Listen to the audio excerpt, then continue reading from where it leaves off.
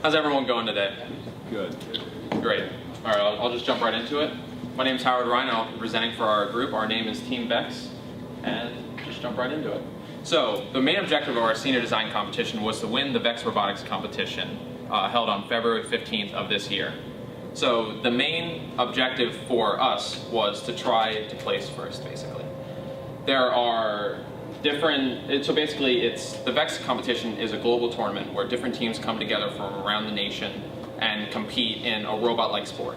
This year, the competition was named Sack Attack, which I will go into more details later, but it's basically the same usual format as the other tournaments are, however, it involves beanbags this time. So here's our team overview. It composes of 4 members, 3 ECEs and 1 ME. The first person is Zi Yuan. He was the lead programmer on our robots, as well as the code designer and implementer. Ming Chu was the assistant programmer for Robot A and was responsible for a website update. Chun Lin was the lead programmer on Robot B and was also responsible for meeting logs. Myself, I was the team leader and was responsible for building the robots themselves, the mechanical aspects, as well as the fabrication process. So here's a general overview of what the guidelines of the tournament are. It's a single elimination tournament that's going to be contingent upon the number of teams that are actually in there. In our tournament, there was 4 teams that went. So there was a couple rounds, and since there was a low amount of teams, there were several different possible competitions that were happening within one. So there's the actual rounds themselves are divvied up into 2 separate portions. There's a 60-second autonomous period followed by the 60-second driver-controlled portion. During the 60-second autonomous period, you are not allowed to have any communication with your robot itself. It's mainly required to think on its own. During the driver-controlled portion, you are allowed to service the robot in between the round, as well as control it manually and do any tunes that may have occurred during the autonomous period. The main stipulation of the Vex Robotics competition was that you had to use Vex parts with a couple of exceptions. So that means anything that you were to put on the robot had to be from the either educational Vex site or the professional site. Actually, the professional was significantly more expensive, so mainly stayed with the educational parts. So the 2 exceptions that you were allowed is you were allowed a sheet of polycarbonate material roughly 1/16 of an inch thick and dimensions of 12 by 24, and then you had a sheet of sheet metal. We used aluminum in this case, T3, and it had to be roughly 1 foot in each direction, also 1/16 of an inch thick. So normally in the lower level competitions, you're responsible for building 1 robot, and since it's always teams of 2, you would have an ally robot from a different organization that you would team up with in order to verse the other teams. In this case though, in the collegiate level, you are responsible solely on building 2 robots. One, the initial condition is that the robots have to fit within the 2 separate cubes depending on the different robots. Robot A needs to fit into a cube that is no more than 2 feet in each direction, and then Robot B needs to be roughly 15 inches in each direction at the starting position. So here is a general layout of the field itself. It's very important to note because I'll be referencing it throughout the presentation. There are 3 different scoring objectives. You can score in the red zone, you can score in the trough, and then there's also a high goal located right here that you need to score in. So the trough is roughly 18 inches high, and the overall top objective is 30 inches. The points go consecutively. The ground score is 1, and then the next level is 2 times whatever the previous score is. The higher objective is 3 times, however it's naturally much harder to get up there. So there are also 2 different colors of beanbags, as you can see. There's the green over here, and then in the middle there's a gold sack. So whatever your score is going to be, it's going to double when there is the gold sack. So you can get up to 6 times the objective as if you score a green bag on the bottom. So in order to design a good code, there are several sensors that we need to implement so that the robot is able to communicate with itself. The different components are able to communicate so that the robot is able to reason for itself and make the appropriate decision at the right time. So there's the main sensors that we use there was 2 of them. There was the optical shaft encoder and the yaw rate gyroscope. So the optical shaft encoder, basically in our in our use was responsible for linear motion regulation. So what that means is that it was responsible for calculating how far it needed to go forward, or the microcontroller calculates how much it needs to go forward, the optical shaft encoder implements it and sends a signal to the microcontroller when it has reached that distance. Also, when we deal with our turning, this is when the gyroscope and the optical shaft encoder need to communicate with each other to determine the correct angle it needs to turn. The gyroscope measures the angle, the optical shaft encoder turns it to that angle. So the way that the gyroscope works in this case is it has a light beam that's being sent to a sensor at the bottom here. So as this is the spot for the rectangular shaft to go through, which spins the wheel, and it measures each one of the blinks that reaches the sensor and counts that as a tick. A full revolution for the optical shaft encoder is 90 ticks and is responsible for 1 motion. So this is the yaw rate gyroscope that I mentioned in the last slide. It can measure rotation up to 1,000 degrees per second and has an accuracy of about 1/10 of a degree. So in our aspect, it measured the rotational rate as well as the distance that is turned. Here's the autonomy for Robot A. This is the way that we wanted to design it. At the beginning of the competition, as you know, the robots are starting within that scoring tile. So that means anything that you are able to preload onto the robot is able to go into that scoring objective by itself. So you can preload up to 4 sacks in the autonomous period, and then whatever you don't use in the autonomous period, you're able to use that value -1. So if you decide to use nothing in the autonomous period, you have 3 sacks that you can preload in the driver control portion. After the preload, we then initiate the program for the autonomous period. And a simplified version of what this is saying is it's going to locate the position of 3 sacks on the left-hand side of the robot, pick those sacks up, move to the trough, and score on the 18-inch scoring objective. At the end, it needs to return to the starting tile for a parking bonus. If the team that has the most robots back at the end of the round gets 15 points. However, if both robots are back, then no one receives any points. Autonomy for Robot B. So one of the main stipulations for the tournament also is that both robots need to have an autonomous period, otherwise you lose 30 points at the beginning of the round. So since Robot B, as you will see in the subsequent slides, is a defensive robot and its main purpose is for defense. So what we did is we initiated an autonomy, but we wanted to make sure that we were in appropriate positioning for the driver control portion of the round. So here is the concept drawing of Robot A that we initially drew in order to get accurate build materials before we actually were able to start our design. So this was rendered using PhotoView 360, designed completely in SolidWorks. The way that initially designed is we had 2 servo motors that were operating the bottom scoop, and then 2 servo motors operating the top scoop, as well as 2 servos on the bottom to control the motion of the robot. Basically, the whole point of this is that it was able to pick up the sacks on the ground and bring them into the scoring objective. So this was our offensive robot with defensive capabilities of blocking the opponent's trough in case we had a lead and we just wanted to stay ahead. Here is the concept of Robot B initially drawn in SolidWorks, rendered in PhotoView 360 as well. This robot is purely defensive. Its main objective was to go to the opponent's scoring objective, which is mainly the trough, calibrate to the correct angle, and immediately remove all of the contents within their trough.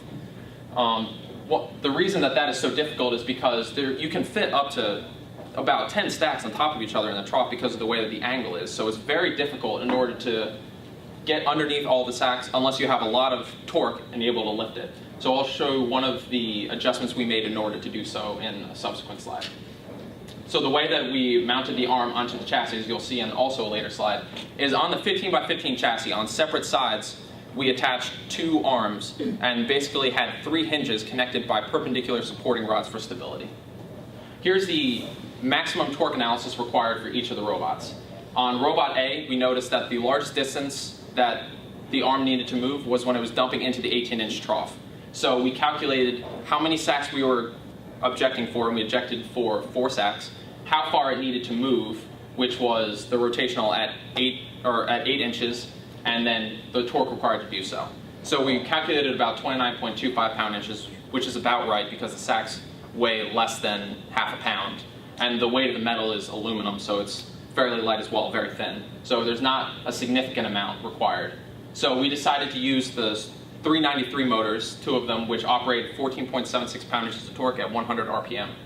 So for our needs, we decided to play a little bit safe and try and lower the power of the motor in order to increase battery life by putting a 2-to-1 gear ratio, which doubled the power of the motor. So you had 2 motors at double 14.76, which added up to about 15.04 roughly pound-inches of torque at max capability, max power consumption.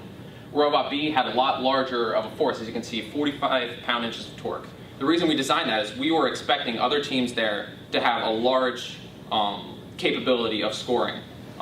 So we saw that majority of other teams were able to fit 20 or so sacks on there. So we calculated 20, and we had an arm distance of about 5 inches. So the torque required to lift that was about 45 pound-inches. Same gear ratio worked, and we had that one operating at a higher power consumption.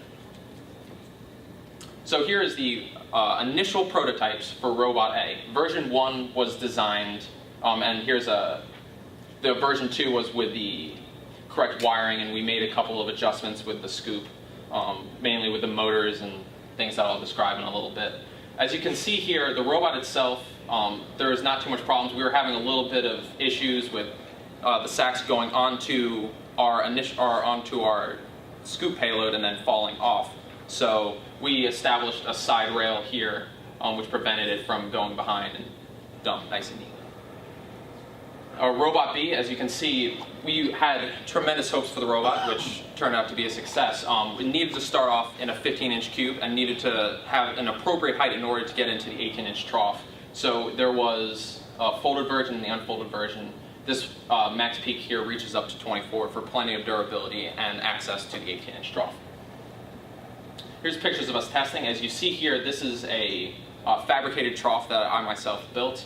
And the reason that I built it as opposed to ordering it from Vex is there was a $100 differential between me actually fabricating it and me buying one of their parts, and it has the exact same specifications. So I felt it was better to fabricate it myself. Here's a picture of Robot B and a side view of the trough. Here are a couple of videos of the motion of the robot. This is Robot B, and as you see here, we simulated 3 sacks in the trough, and this robot is going to, as quick as possible, go up to the trough and remove the contents.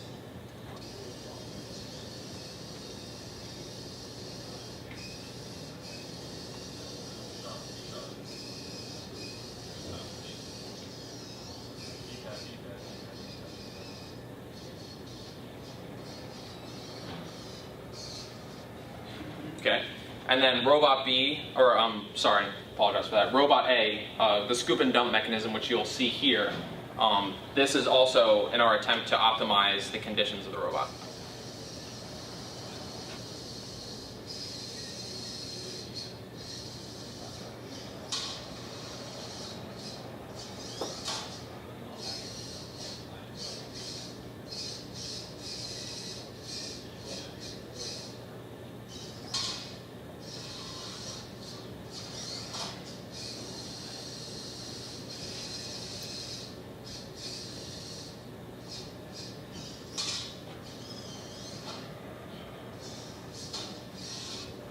Okay, so that was 2 videos. As you can see, they were fairly successful in completing the task that they were assigned. So here's the final version of Robot A. So the main thing that we did with these, and a huge game breaker, was the fact that we put the back wheels inside of the chassis.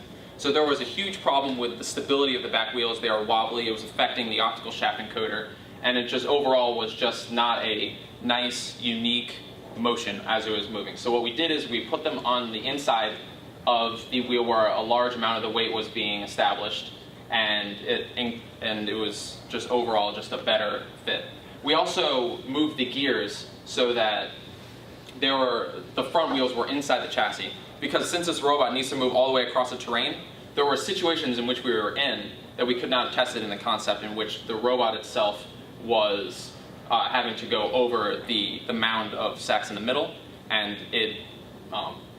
the gears were getting stuck, so that needed to be rectified right away. Robot B, the main addition that we did to this robot that was huge is we added a backstop here, as well as we replaced the polycarbonate top appendage with the same aluminum as we used for the other robot. The main addition that this did is it added for a lot more sturdiness, and we didn't have to worry about the plate wobbling as it was removing the sacks from the opponent's scoring objective. So here is a general power usage that we were so worried about when we were designing it. So we were trying to get a design life in which there was a significant amount of time that we could practice the robot, as well as not having to worry about any power failures during the tournament, because if the batteries ran out, we would have to either recharge them or have a backup set, which of course costs more money. So we were trying to keep it down as much as possible. So here is some basic statistics, and here's our formula we use to calculate the battery life. Fairly straightforward. Here is a generalized simplified version of the bill of materials. A more detailed one can be shown upon request of the general outlook of what we decided to allocate funds to. Since we were required to use VEX parts, naturally they were more expensive than if we were to fabricate it ourselves. So that's where a lot of the money came into account, was buying VEX components. So competition day.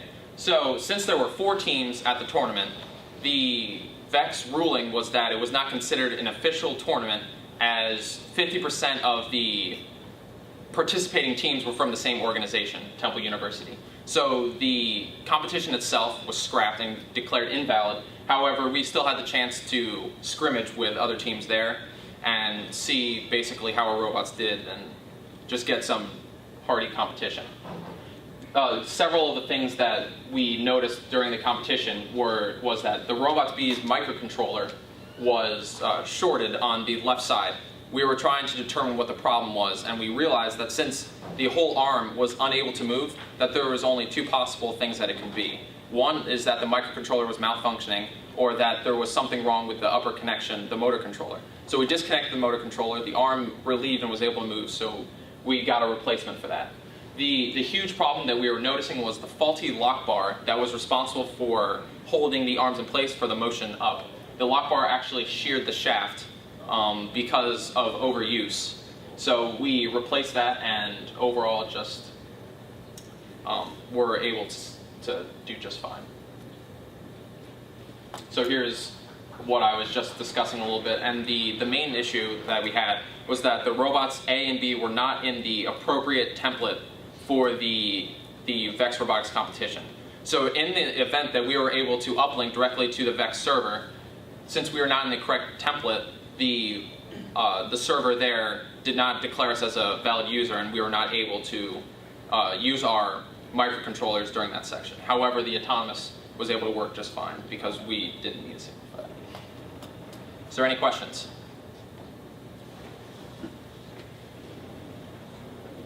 Yes?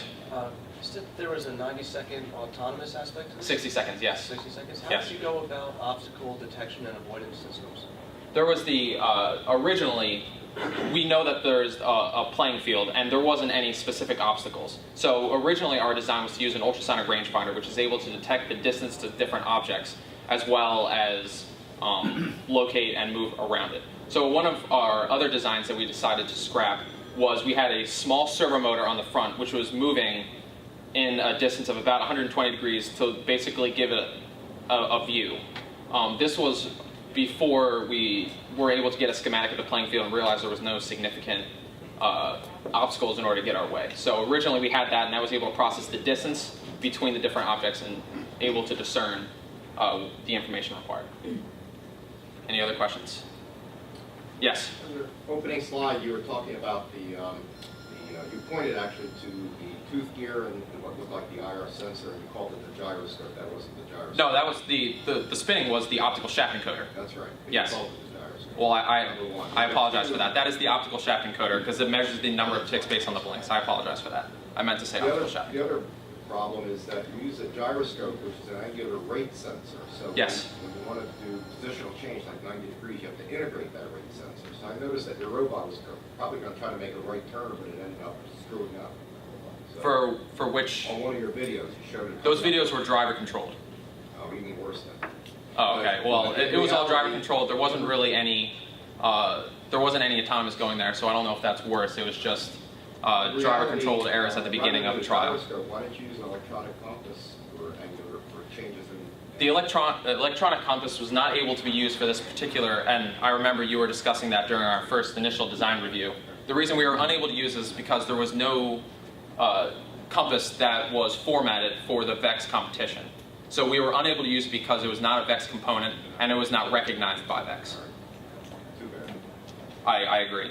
We were looking into, after you said it, we were looking into ways in which we could use the compass, and we were noticing that it was affected by electromagnetic fields, and there were many situations in which we could have gotten around that, but unfortunately it wasn't a VEX part. Any other questions? Yeah, I noticed that there are 3 programmers on your team. Okay. Yet there's no discussion about software or software problems.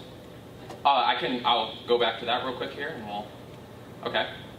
So the discussion, okay, well, we went over the state diagram, which was what the robots were doing. So, as mentioned, Ming Chu was responsible for the program of Robot A, Chunlin was for Robot B, and Z was responsible for the design of the code and the implementation. So that's what the 3 ECEs were doing on the team. They were responsible for those aspects. We got it ready and at the competition. In terms of the performance of the robot, were you satisfied with the way the software behaved?